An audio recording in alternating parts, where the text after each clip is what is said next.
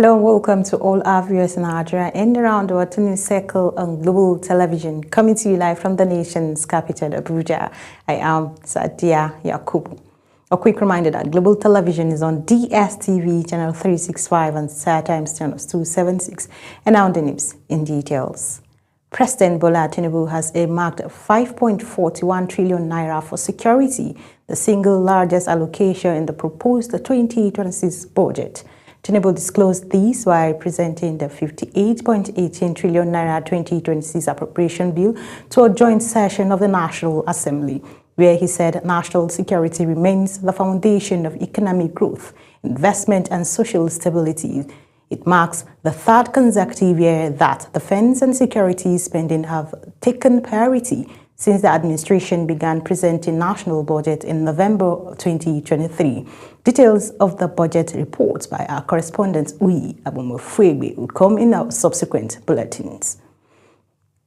As part of effort to strengthen Nigerians' foreign policy, the Senate has confirmed all 64 nominees for career and non-career ambassadorial positions. These followed the adoption of a report by the Committee on Foreign Affairs chaired by Senator Sani Bello. Topsy Gimba has the details.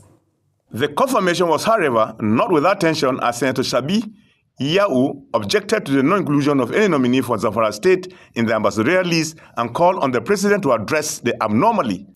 The ambassadorial nominees. And to my dismay, I couldn't find Zamfara State on the list. None, both career and non-career. So, I wonder, I wouldn't say that, I believe it must be an oversight by some officials that will have used the hands and eyes of Mr. President.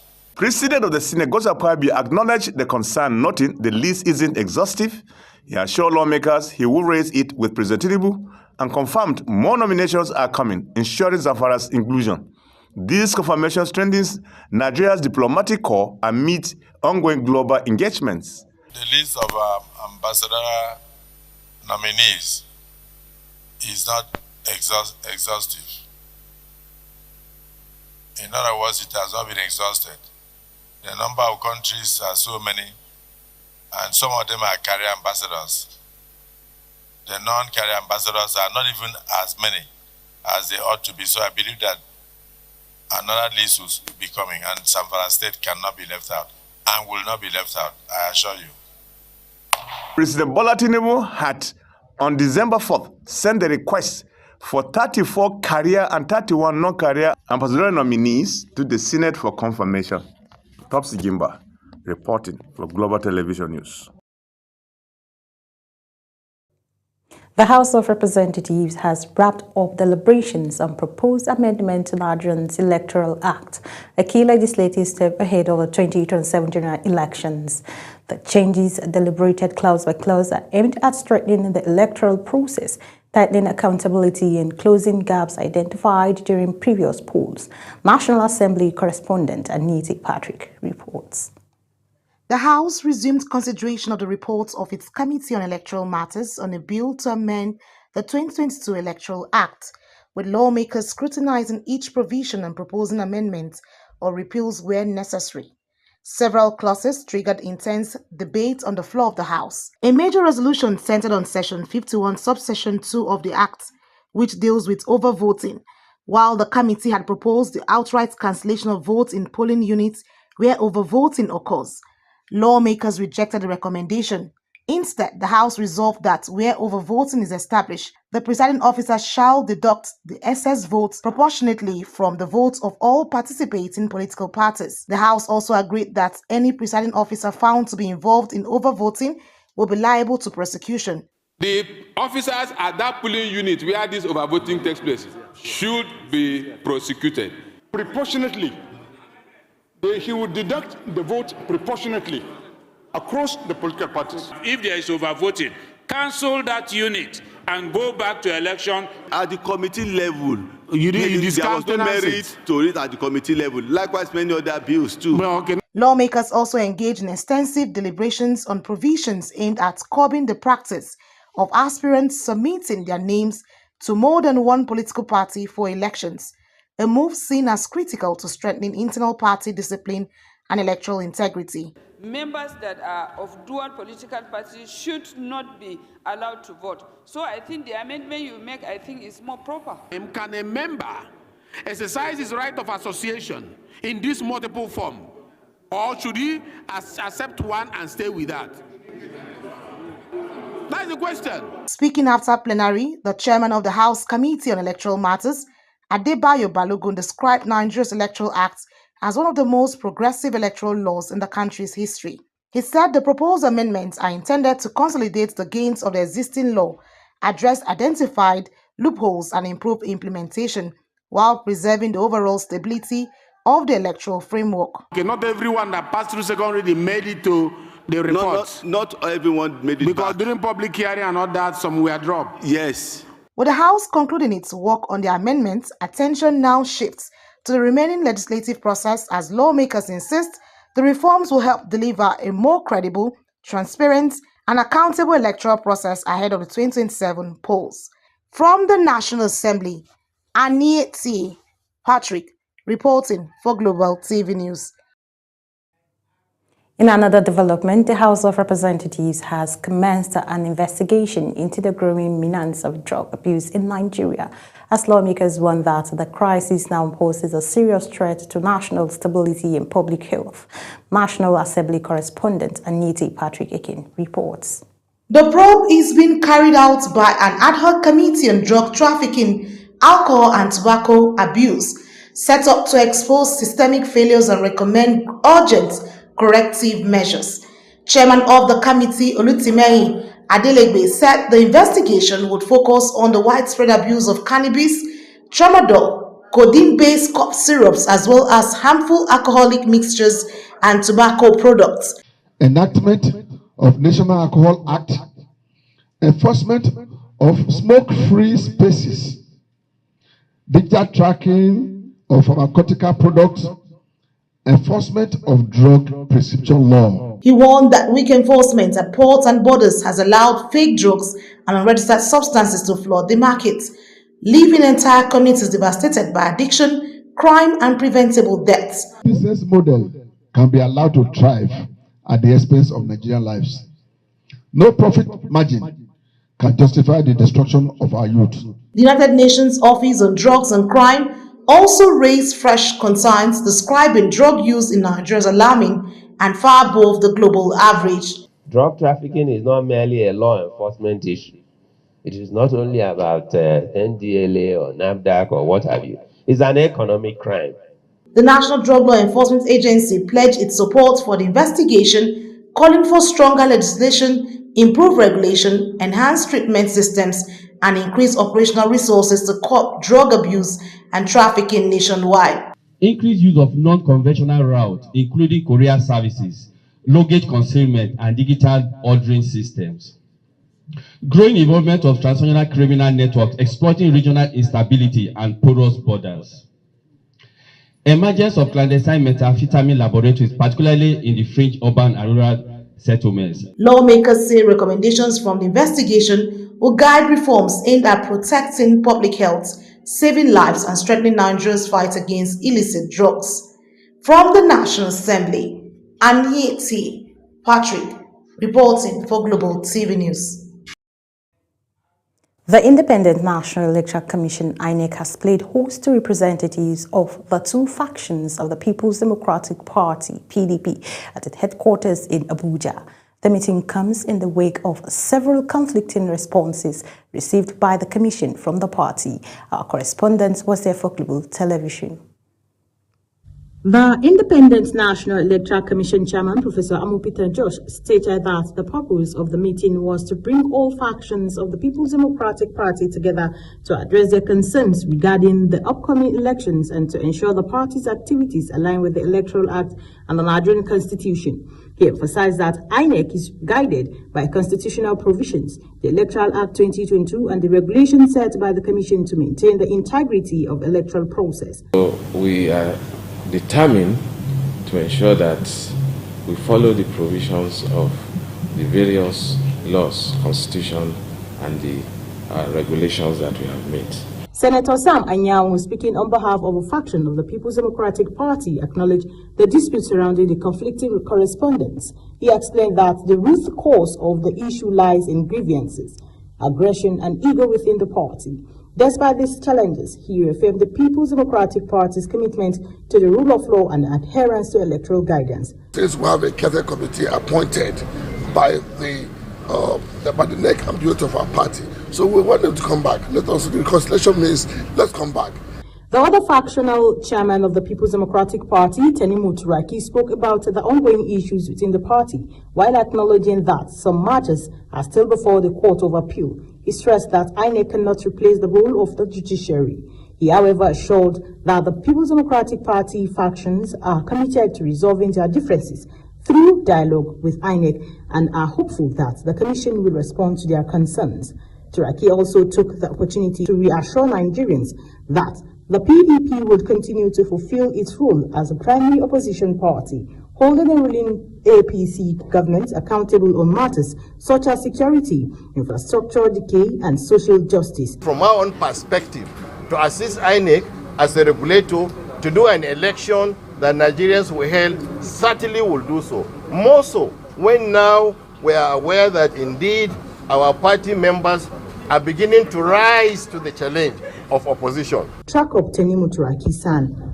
Looking ahead, INEC has set a timetable for upcoming elections. The Federal Capital Territory elections are scheduled for February 21st, 2026, followed by the Ekiti and Osun State elections later in the year. INEC has issued a comprehensive schedule of activities to all political parties to ensure smooth election processes in these regions. Sadia Yakubu, reporting for Global Television. Elderly citizens and widows in Imo State are receiving financial and medical assistance under the Renewed Hope Initiative Elderly Support Scheme to cushion economic hardship during the Yuletide season. Marjan's First Lady and National Chairman of the Initiative Center, Oluremi Tinubu, is represented at the event by the wife of the Imo State Governor, Mrs. Chioma Uzodimma. Our correspondent, Marachi Ibe, reports. The distribution exercise in Owerri brings together elderly beneficiaries from across the state, with each recipient receiving 200,000 naira alongside medical support. Delivering the First Lady's address, the wife of Imo State Governor Chioma Uzodimma says the scheme, themed Finding Joy in Old Age, is aimed at ensuring senior citizens live with dignity, comfort, and proper care.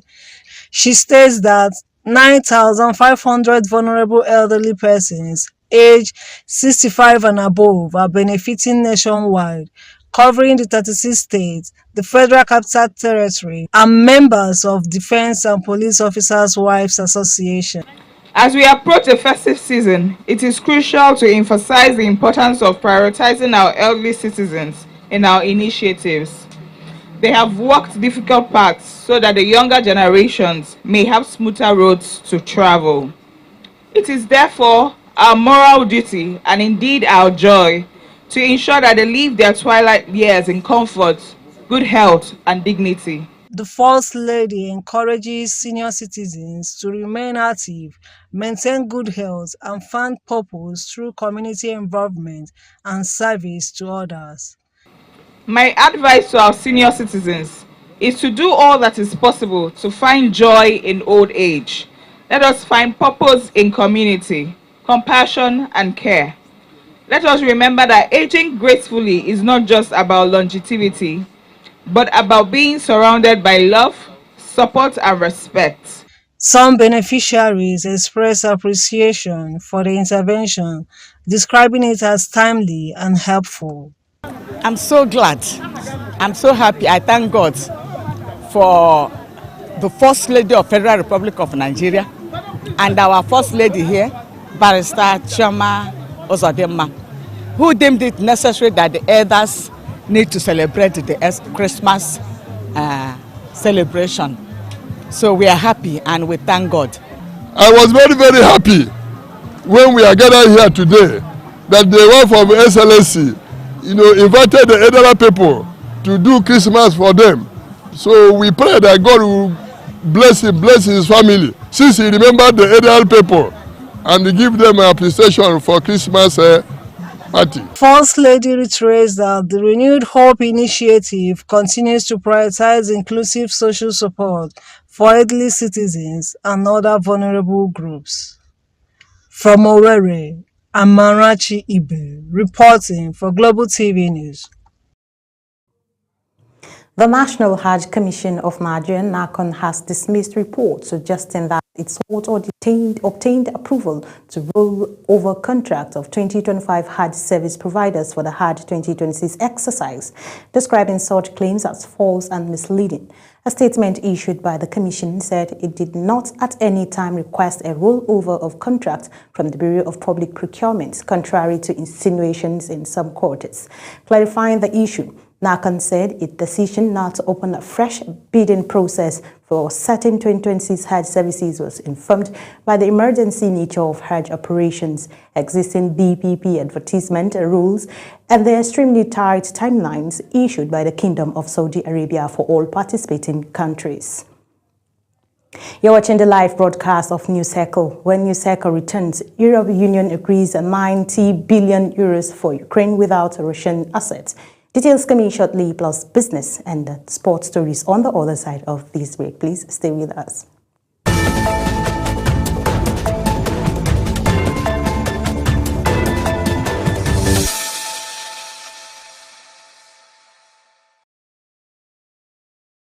Welcome back from that short break. And in business news, the Nigerian Investment Promotion Commission says it is committed to boosting investments across priority sectors and implementing the new Economic Development Incentive Framework in 2026. Executive Secretary of the Commission, Aisha Rimi, made this disclosure while addressing journalists in Abuja. Business correspondent Kike Lomo Okere has details. The Executive Secretary, Nigerian Investment Promotion Commission, Aisha Rimi, who was represented by the Director of Strategic Services, Abubakar Yerima, while reviewing the Commission's 2025 performance, reported steady growth in capital importation and investment facilitation. Key digital tools required.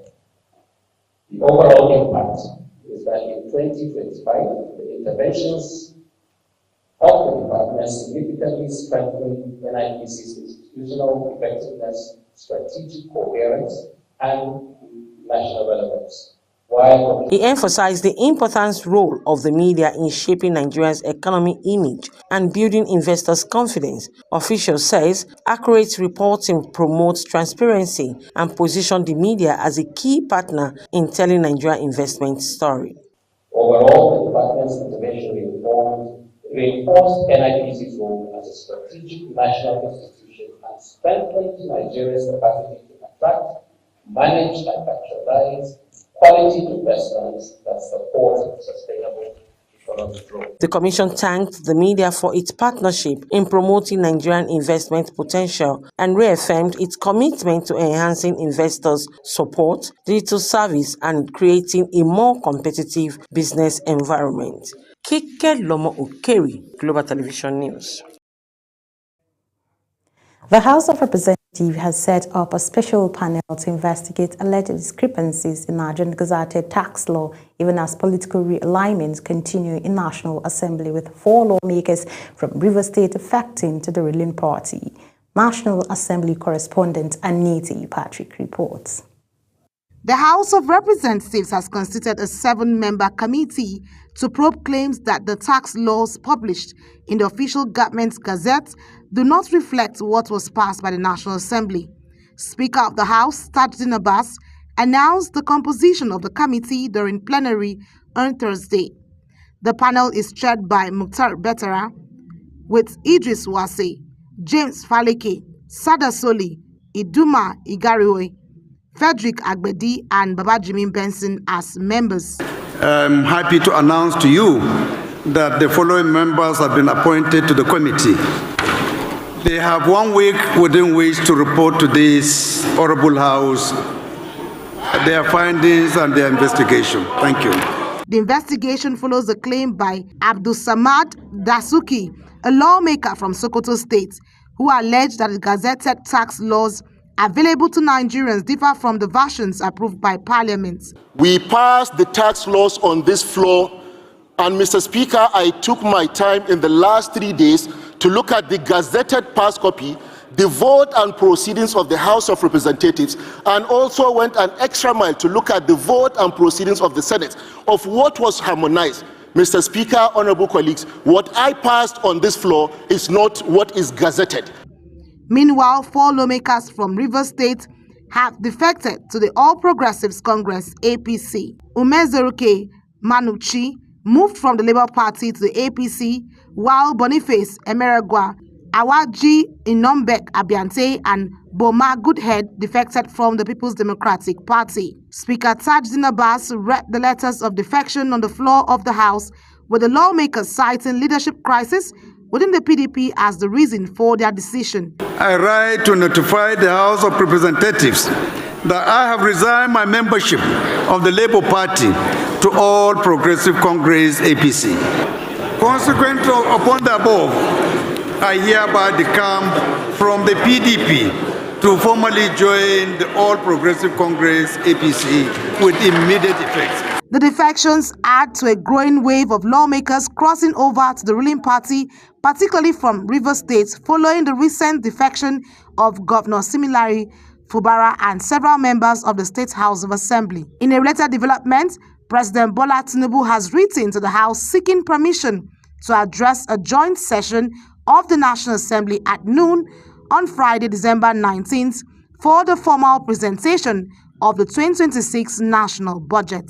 From the National Assembly, Anieti Patrick reporting for Global TV News. And on the foreign scene, European Union leaders have struck a deal to provide Ukraine a loan of 90 billion euros to plug its looming budget shortfalls, the bloc. However, failed to agree on using frozen Russian assets to come up with the funds. The middle-of-the-night agreement reached at summit talks in Brussels offer Kyiv a desperately needed lifeline as United States President Donald Trump pushes for a quick deal to end Russia's nearly 4-year war. Zahrau Nasser reports. European Commission President Ursula von der Leyen said Ukraine will only need to pay back the loan once Moscow pays compensation for the damages it has done. We have to find a solution today. The President of the Council said, and I support him in that, we will not leave the European Council without a solution for the funding for Ukraine for the next 2 years. And the 2 options, one of them then has to be agreed in the European Council head Antonio Costa, who chaired the summit, stated that the decision will provide Ukraine with the necessary means to defend itself and support its people. In October, we decided that the European Union would cover Ukraine's pressing financial needs for 2026 and 2027. Last week, we decided that Russia would not get its assets back until Moscow ends its aggression. Today, we approved a decision to provide 90 billion euros to Ukraine for the next 2 years. Ukrainian President Volodymyr Zelensky had said on X that the deal is significant support that truly strengthens Ukraine's resilience, noting that it is important that Russian assets remain immobilized and that Ukraine has received a financial security guarantee for the coming years. Zahrau Nasser reporting for Global TV News. And in sports, the Nigerian sports sector has received a major boost as 412 coaches were formally inducted into the system. These followed the successful completion of professional training at the Nigerian Institute of Sports, marking a significant step towards strengthening grassroots and elite sport development across the country.